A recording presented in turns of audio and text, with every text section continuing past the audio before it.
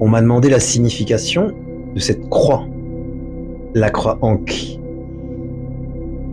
La première, c'est le féminin, avec ici le cercle, ça représente l'utérus de la femme, l'énergie féminine créatrice. Avec ici les deux ovaires sur les côtés, toute la puissance. Et en bas, le principe masculin, le masculin divin. Donc en fait, c'est l'union entre le féminin et le masculin. Ça représente aussi, on l'appelle la clé de la vie ou la croix de la vie. Donc c'est un rapport entre la vie et la mort, le ciel et la terre. C'est porté, quand on regarde un peu dans l'Égypte antique, par les divinités. On voit par exemple des fresques avec Sekhmet la lionne. Et beaucoup de divinités la portaient, cette croix Ankh dans la main. C'est un signe très puissant, de puissance, de pouvoir, et c'est un amplificateur. Quand tu portes la croix Ankh, ça va amplifier ton énergie, amplifier qui tu es. Donc si tu as des problèmes dans ta vie, porter la croix Ankh, ça va les amplifier. Si tu as de la colère, ça peut amplifier ta colère. Si c'est une personne qui est bonne dans l'amour, dans le partage, dans la Ma'at c'est l'ordre, ça va amplifier. Ok ? Ce qui est important de faire avec, de toute façon, tous les talismans ou même les pierres, c'est d'apprendre à les nettoyer.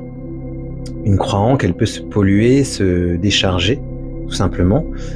Et le mieux, c'est de l'activer par un tradithérapeute, tout simplement. Moi, je le fais dans mes programmes, par exemple, avec les étudiants de l'académie évématique. Et le mieux, c'est de la booster régulièrement. Au moins une fois par mois, de la booster. Et les talismans, il faut leur donner une fonction. Soit par exemple la protection, soit la purification, soit l'abondance. Et il y a un rituel à faire pour ça. Il faut l'emmener devant les divinités, etc. Bon, je ne vais pas rentrer dans les détails, ceux qui sont intéressés, vous m'enverrez un message. Sinon, c'est le programme La Pyramide. On va faire chaque mois dans ce programme activation, renforcement des talismans et des protections. Les anciens travaillaient beaucoup comme ça, nos ancêtres, avec des talismans. La croix Ankh, c'est vraiment un symbole très très très puissant. Et aujourd'hui, ça a la mode beaucoup chez les Kamites, personnes qui sont dans le retour à la tradition afro-égyptienne, afro-antique, mais aussi dans le milieu de la spiritualité. Mais ça peut être dangereux. Ça peut te polluer, ça peut te désharmoniser les chakras. Tu peux te faire très mal avec ce genre de symboles très puissants si tu ne les maîtrises pas, si tu ne les connais pas, si tu n'es pas connecté ne serait-ce qu'à la maths, la philosophie, les principes de base, les lois de l'univers. Et donc c'est pas un jeu, c'est pas juste une pièce de décoration, c'est un outil très puissant initiatique.